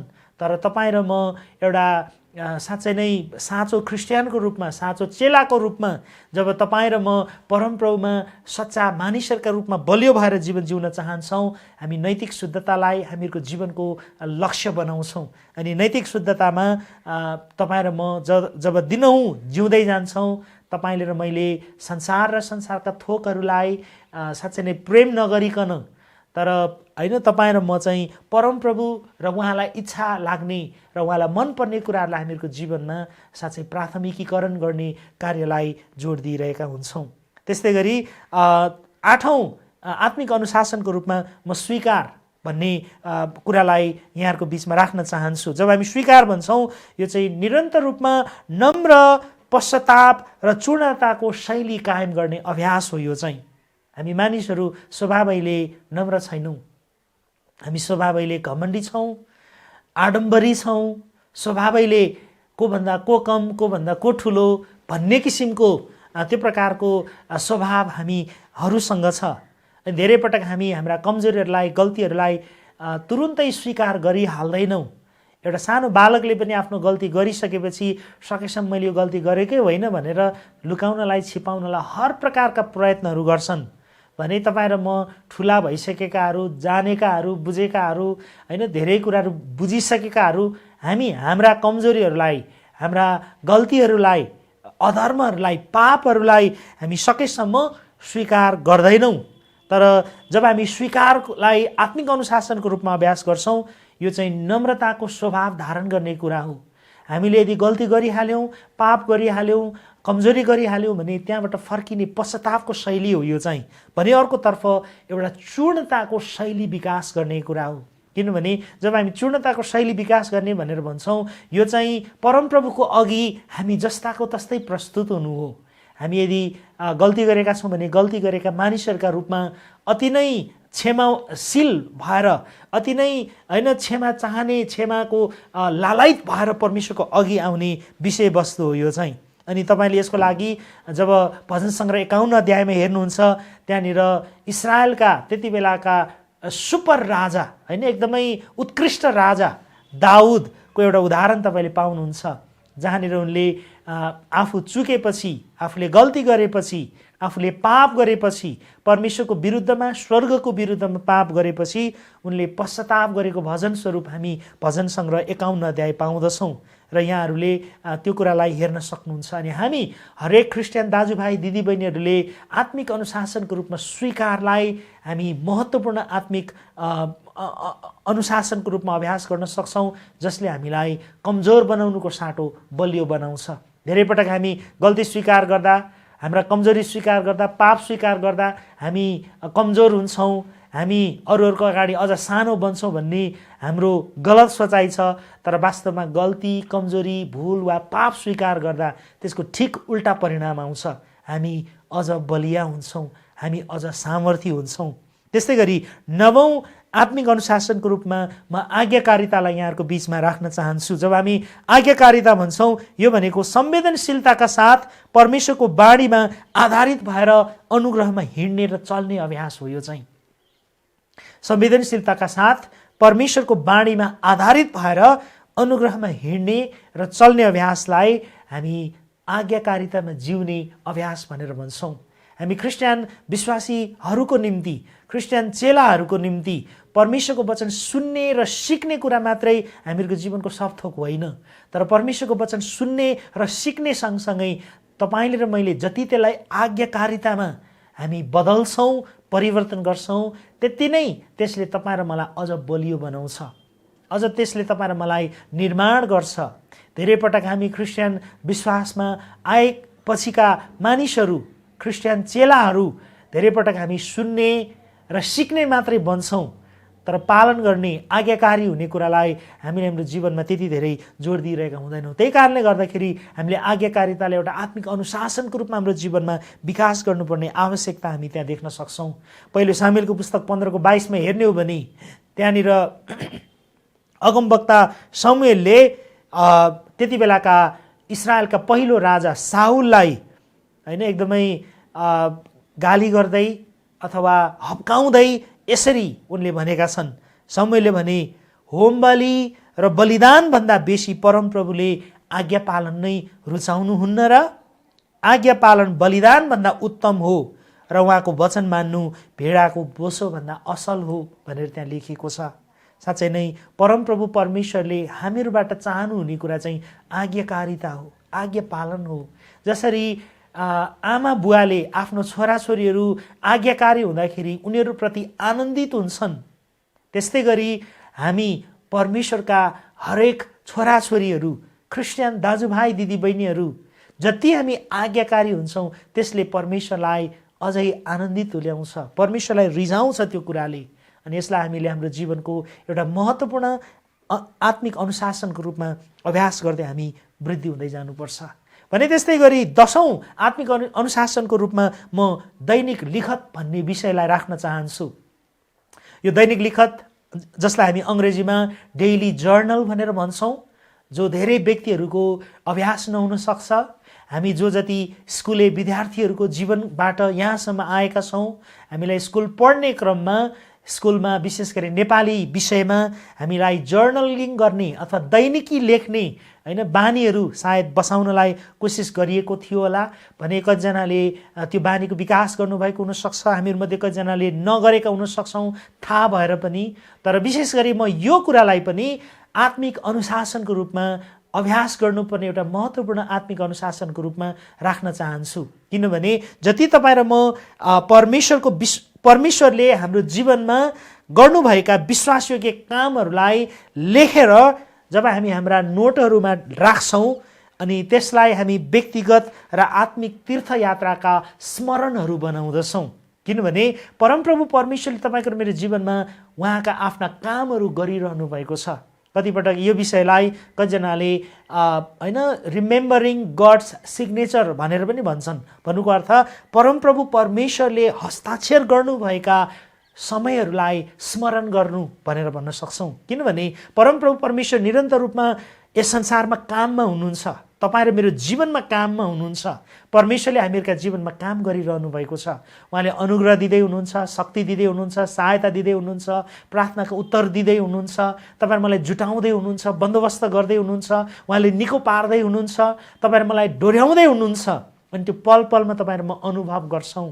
अनि जब तपाईँ र मैले परमेश्वरले डोर्याउनु भएको, अगुवाई गर्नुभएको, बन्दोबस्त गर्नुभएको, जुटाउनु भएको, आशिष दिनुभएको, निको पार्नु भएको कुराहरूलाई मितिसहित जब हामी हाम्रा नोट कपीहरूमा लेख्छौँ, टिप्छौँ, अनि पछि गएर जब ती कुरालाई एकपल्ट फेरि पल्टाएर हेर्छौँ, स्मरण गर्छौँ, प्रिय हाम्रो हृदय आनन्दले, खुसीले, परमेश्वरप्रतिको कृतज्ञताले हामी भरिन्छौँ। जति हामी हाम्रा जीवनमा यस्ता किसिमका कुराहरूलाई अभ्यास गर्छौँ, म यहाँहरूलाई बताउन चाहन्छु, त्यति नै हामी ख्रिस्टमा अझ बलियो, अझ सामर्थी हुँदै अगाडि बढ्दछौँ। यदि यहाँहरूले यी अभ्यासहरू गरिरहनु भएको छ भने निश्चय नै म यहाँहरूको मित्र, म यहाँहरूको एउटा शुभेच्छुकको रूपमा निरन्तर रूपमा यहाँहरूलाई होइन साँच्चै नै ताली बजाउन चाहन्छु। र यदि यहाँहरूले त्यो अभ्यास गरिरहनु भएको छैन भने आगामी दिनहरूमा त्यस किसिमको अभ्यास गर्नको निम्ति म आह्वान पनि गर्छु। त्यस्तै गरी 11औं आत्मिक अनुशासनको रूपमा म बाइबल पढ्ने र अध्ययन गर्ने विषयलाई राख्न चाहन्छु, जुन निश्चय नै हामीहरूको निम्ति नौलो होइन। बाइबल पढ्नुपर्छ भन्ने कुरा चर्चका अगुवा तथा पास्टरहरूले घरिघरि सिकाउने विषयवस्तु हो। हुनसक्छ घरमा छोराछोरीलाई आमा बुवाले बाइबल पढ्नुपर्छ भनेर भनिराखेका हुन सक्छन्। तपाईँ र मेरा चर्चका आत्मिक अगुवाहरूले हामीलाई बाइबल पढ्नलाई घरिघरि सुझाइरहेका हुन सक्छन्, र पनि हामीले बाइबल पढ्ने कुरालाई, अध्ययन गर्ने कुरालाई हामीहरूको जीवनको महत्त्वपूर्ण भाग नबनाएका हुन सक्छौँ। प्रियहरू, यदि तपाईँ र म सङ्कटको घडीमा नलर्खराउने स्थिर र बलिया मानिसहरू हुन चाहन्छौँ भने परमेश्वरको वचन पढ्ने कुरालाई हामीले आत्मिक अनुशासनको रूपमा हामीले अभ्यास गरिरहने बानी हामीले विकास गर्नुपर्छ। किनभने जति हामी पढ्दछौँ, पढ्ने कुराले हामीहरूको मानसिकता, हाम्रो मन, हाम्रो मगज त्यो चाहिँ जहिले पनि एनरिच हुन्छ। भनेको जहिले पनि हाम्रो मन अथवा मगज चाहिँ त्यसले जहिले पनि ताजा बन्छ। होइन, तपाईँको मेरो मन जहिले पनि स्फूर्त बन्छ पढ्ने कुराले, अध्ययन गर्ने कुराले। होइन, तपाईँले विशेष गरी स्टडीको विषयमा होइन अध्ययन गर्नु होला, पढ्ने कुराको विषयमा अध्ययन गर्नु होला। विशेष गरी स्कुल पढ्ने केटाकेटीहरू, होइन जवान छोराछोरीहरू, किन तिनीहरूको दिमाग विचारहरू चाहिँ एकदम ताजा र नयाँ किन हुन्छ भन्दा स्टडीले अथवा अध्ययन गर्ने कुराले मनलाई, मगजलाई स्फूर्त बनाइराख्छ, ताजा बनाइराख्छ, नयाँ बनाइराख्छ, नवीकरण गरिराख्छ। त्यस्तै गरी हामी हरेक ख्रिस्टियन विश्वासी चेलाहरूको निम्ति जति तपाईँ र म परमेश्वरको वचनलाई पढ्छौँ, अध्ययन गर्छौँ, खोतल्छौँ, त्यसको गहिराइमा जान्छौँ, त्यसले तपाईँको र मेरो विचारलाई, मगजलाई, सोचलाई, विचारधारालाई, दृष्टिकोणलाई त्यसले चाहिँ निरन्तर रूपमा ताजा बनाउँछ, नवीकरण गर्छ। यो हामीहरूको आत्मिक अनुशासनको रूपमा अभ्यास गर्नुपर्ने महत्त्वपूर्ण विषय हो।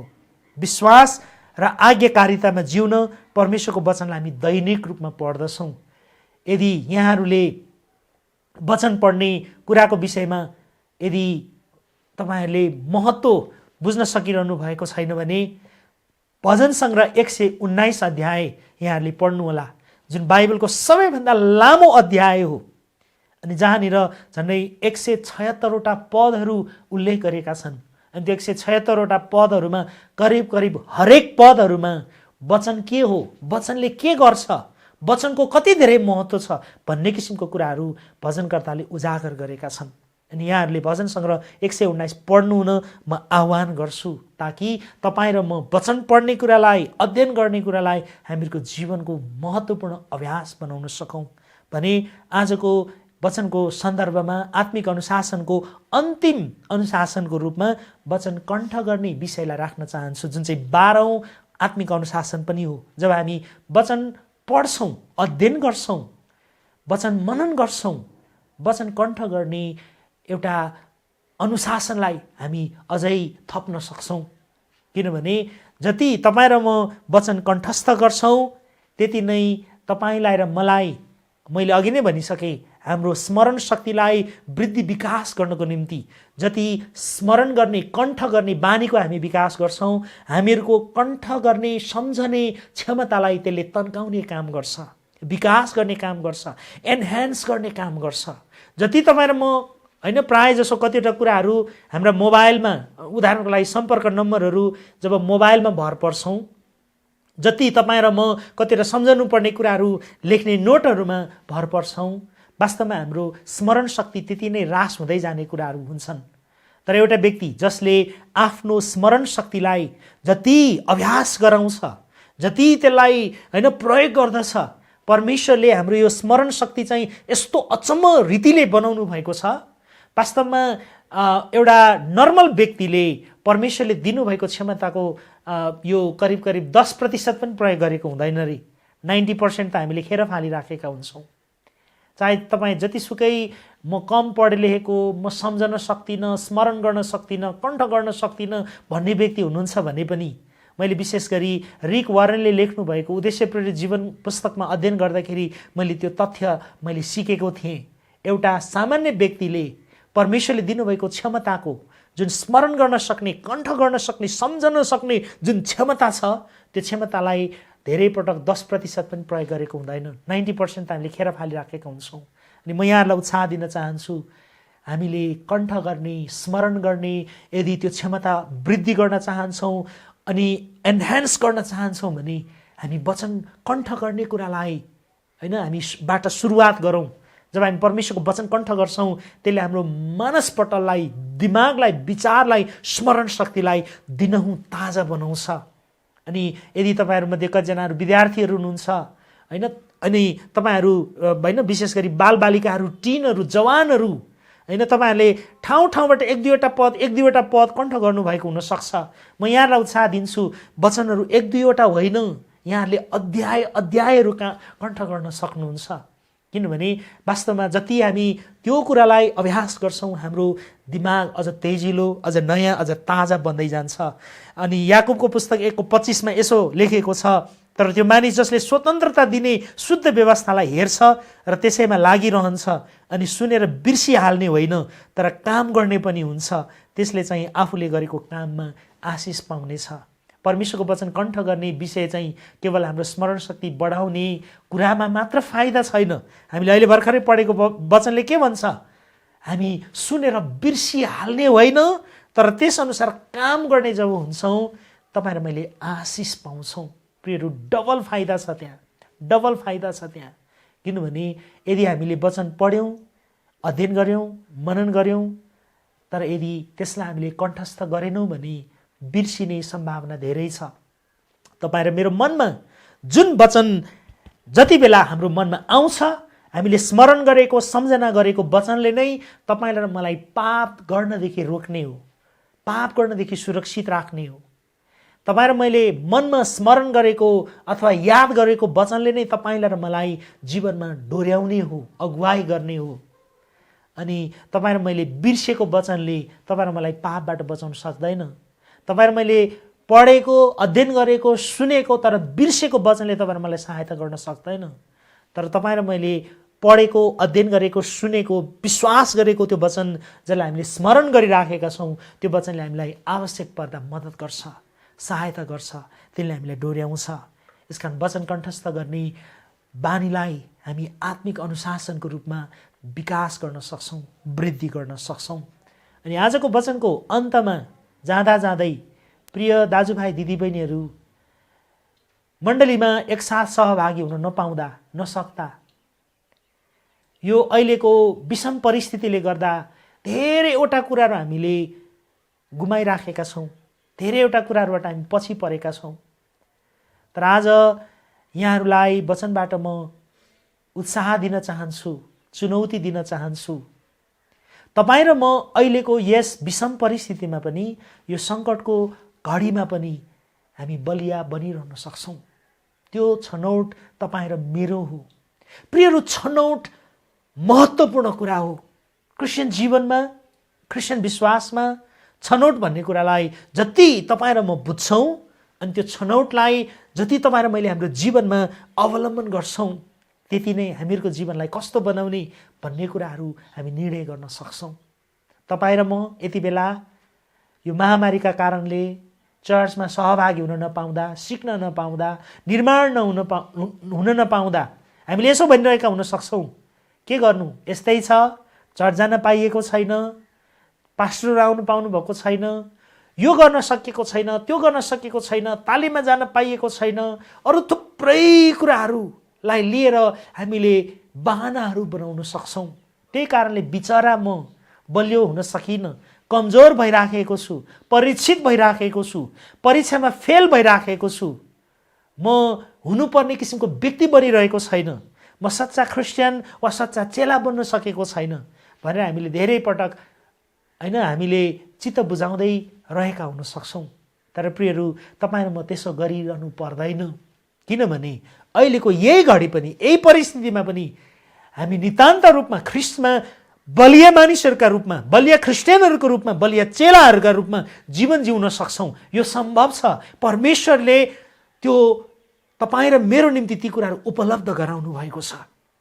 मैले अघि नै यहाँहरूलाई भनिसकेँ, तपाईँ र म बलिया क्रिस्चियनहरूका रूपमा, बलिया चेलाहरूका रूपमा, बलिया क्रिस्चियन विश्वासीहरूका रूपमा अहिलेको यो घडी पनि, यो समय पनि हामी अगाडि बढ्न सक्छौँ, निर्माण हुन सक्छौँ, किनभने परमेश्वरले पवित्र आत्मा तपाईँको मेरो निम्ति अहिले पनि उपलब्ध गराउनु भएको छ। तपाईँ आज जहाँ हुनुहुन्छ त्यहीँ पवित्र आत्माको शक्ति तपाईँको निम्ति उपलब्ध हुनुहुन्छ, तपाईँलाई मद्दत गर्न, सहायता गर्न। भने अर्कोतर्फ मण्डलीका अगुवाहरूले यहाँहरूलाई सेवा पुर्याउनुको निम्ति भर मकदुर प्रयत्न गरिरहनु भएको छ। विभिन्न माध्यमहरूबाट, चाहे फोनबाट, चाहे इन्टरनेटबाट, चाहे जुमबाट, चाहे अनलाइनको माध्यमबाट यहाँहरूलाई सिकाउनु पर्ने परमेश्वरका वचनका शिक्षाहरू, सिद्धान्तहरू यहाँहरूको बिचमा पठाइरहनु भएको छ। उहाँहरूको प्रेम, सरोकार, वास्ता यहाँहरूको निम्ति पठाइरहनु भएको छ। मण्डली हामीहरूको निम्ति अहिले पनि उपलब्ध छ। यति हो, हामी एकसाथ भौतिक भवनमा, शारीरिक भवनमा उपस्थित हुन पाएका छैनौँ, तर हामी मण्डलीसँग सङ्गति गर्ने माहौल आज पनि छ। अनि त्यो मण्डलीले तपाईँ र मलाई सामर्थ्य प्रदान गर्छ। भने अन्तिममा हामी हरेकले आफ्ना व्यक्तिगत जिम्मेवारीहरू, जब हामी आत्मिक अनुशासनलाई अभ्यास गर्छौँ, प्रियहरू, हामी बलियो भइरहन सक्छौँ। हामी धेरै पटक कमजोर हुन्छौँ, किनभने हामी छनौट गर्दैनौँ, हामी आत्मिक अनुशासनलाई हामीहरूको जीवनमा व्यवस्था गर्छौँ। प्रियहरू, अहिलेको यो सङ्कटमा पनि के तपाईँ बलियो भइरहनु भएको छ? यदि तपाईँ बलियो हुनुहुन्न भने के तपाईँ बलियो हुन चाहनुहुन्छ? त्यसो भने निरन्तर रूपमा पवित्र आत्मा तपाईँलाई बलियो बनाउनलाई उपलब्ध हुनुहुन्छ। अहिले मैले वचन बोल्दै गर्दा पवित्र आत्मा तपाईँको छेउमा, तपाईँको उपस्थितिमा, तपाईँको नजिकै हुनुहुन्छ। उहाँले तपाईँलाई सामर्थ्य प्रदान गर्नुहुन्छ। भने जसै तपाईँ यसै गरी सङ्गति गरिरहनु भएको छ वा आफ्नो मण्डलीसँग शरीक हुनुभएको छ, विश्वव्यापी मण्डलीले हामीहरूलाई सामर्थ्य प्रदान गर्न सक्छन्। अनि अन्तिममा प्रियहरू, मैले जसै यहाँहरूलाई 12वटा आत्मिक अनुशासनहरू राखेँ, वास्तवमा 12वटा मध्ये यदि एउटा, दुईटा वा तीनटा मात्रै तपाईँले अभ्यास गर्नुभयो भने पनि तपाईँ सामर्थ्य हुन सुरुवात गरेको महसुस गर्नुहुनेछ। तर पक्कै पनि हामीले एउटा वा दुईटा वा तीनटा गरे पुग्ने किसिमको छनौट त्यहाँनिर छैन। हामी साँचा क्रिस्चियनहरूका रूपमा, साँचा चेलाहरूका रूपमा यी 12वटै किसिमका आत्मिक अनुशासनहरू हामीले अभ्यास गर्ने शैली विकास गर्नुपर्छ। जति हामी आत्मिक अनुशासनलाई अभ्यास गर्छौँ, त्यति नै हामी बलियो बन्छौँ। आशा गर्छु आउने दिनहरूमा आजको वचन सुनेर यहाँहरूले आत्मिक अनुशासनलाई आफ्नो जीवनको महत्त्वपूर्ण भाग बनाउनु हुनेछ। र साँच्चै नै यदि तपाईँको व्यक्तिगत जीवनमा सामर्थ्य हुनुभयो, बलियो हुनुभयो, परिवर्तन आयो भने तपाईँले आफ्ना परिवर्तनका कथाहरू, साक्षीहरू, गवाईहरू लेखेर हामीहरूलाई पठाउनुहुनेछ, ताकि तपाईँहरूका जीवनमा आएका परिवर्तनका कथाहरू, गवाई र साक्षीहरू पढेर हामी परमेश्वरलाई महिमा दिन सक्छौँ। किनभने निश्चय नै तपाईँको जीवनमा ख्रिस्ट बनिनु भएको होस्, तपाईँको जीवनमा निरन्तर रूपमा ख्रिस्टको शक्तिशाली काम होस् भन्ने नै हामीहरूको इच्छा छ। प्रभुले यहाँहरू सबैजनालाई आजको वचनबाट आशिष दिनुभएको होस्। आउनुहोस् छोटो प्रार्थना गरेर आजको सेवाबाट हामी छुट्नेछौँ। स्वर्गीय पिता, हामी तपाईँलाई धन्यवाद दिन्छौँ। तपाईँले हामीलाई एक्लो छोड्नु भएको छैन। आफ्नो पवित्र आत्मा अहिले पनि तपाईँले हामीहरूका माझमा छोडिरहनु भएको छ, पठाउनु भएको छ। पवित्र आत्मा आज यही घडी हुनुहुन्छ हाम्रो बिचमा। मैले वचन बाँड्दै गर्दा, मेरा प्रिय मण्डली दाजुभाइ दिदीबहिनीहरूले सुन्दै गर्दा पवित्र आत्मा आज अहिले यही घडी तपाईँ सेवा पुर्याउँदै हुनुहुन्थ्यो, मानिसका हृदयलाई छुँदै हुनुहुन्थ्यो, तपाईँले सामर्थ्य र शक्तिशाली बनाउँदै हुनुहुन्थ्यो। तपाईँलाई धन्यवाद। तपाईँले कतिजनाले निको पार्दै हुनुहुन्थ्यो, कतिजनाले तपाईँले हौसला र उत्साह दिँदै हुनुहुन्थ्यो। प्रभु, अहिलेको यो घडी विभिन्न किसिमका कठिनाई र चुनौतीमा भएर गइराखेका प्रियहरूलाई तपाईँले सामर्थ्य प्रदान गर्दै हुनुहुन्थ्यो। धन्यवाद पवित्र आत्मा त्यसको लागि। अनि धन्यवाद दिन्छौँ प्रभु तपाईँलाई। हामी मण्डलीका एक अर्काहरू अनि मण्डली, विश्वव्यापी मण्डली जसरी हामी एक अर्कासँग सम्बन्धमा छौँ ख्रीष्टको कारणले, पवित्र आत्माको कारणले हामी निरन्तर रूपमा एकअर्कालाई बलियो बनाउन सक्छौँ, सामर्थ्य प्रदान गर्न सक्छौँ, प्रार्थनामा एकअर्कालाई ठुलो सहयोग गर्न सक्छौँ, समर्थन र शक्ति प्रदान गर्न सक्छौँ।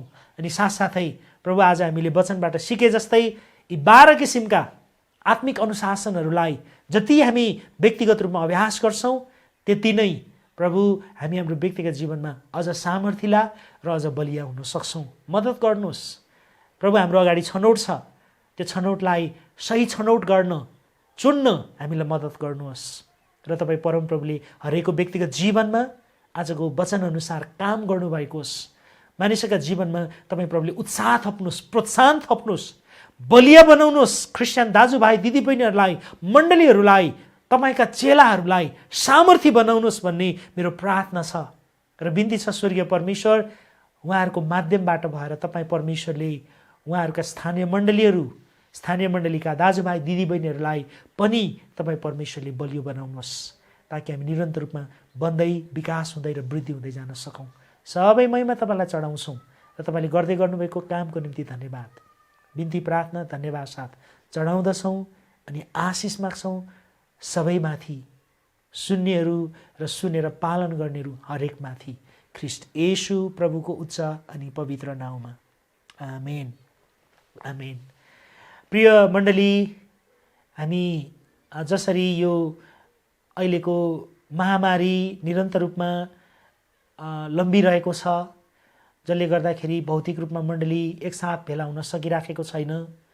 अनि विशेष गरी यो महामारी यो देशमा आयो त्यो देशमा आयो भन्दै हाम्रो देशको सहरहरू, अनि सहरहरू मात्र होइन तर हाम्रा बस्तीहरू, गाउँ ओडा अनि हुनसक्छ तपाईँको र मेरो ओरपर पल्लो घर ओल्लो घरमा आइसकेको छ।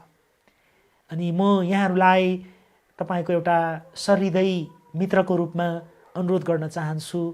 हामी जति आफू व्यक्तिगत रूपमा सुरक्षित हुन्छौँ त्यति नै हामी अरूहरूलाई सुरक्षित पार्न सक्छौँ। जति हामी आफू यो महामारीबाट बच्न सक्छौँ अरूलाई त्यति नै हामी सुरक्षित गर्न सक्छौँ, बचाउन सक्छौँ। त्यसैले म हार्दिक अनुरोध गर्न चाहन्छु, यो लामो समयदेखि हामीले पालन गर्दै आइराखेका सुरक्षाका, स्वास्थ्यका जति पनि मापदण्डहरू छन् त्यसलाई हामी निरन्तर रूपमा नथाकिकन हामी पालन गर्दै रहौँ।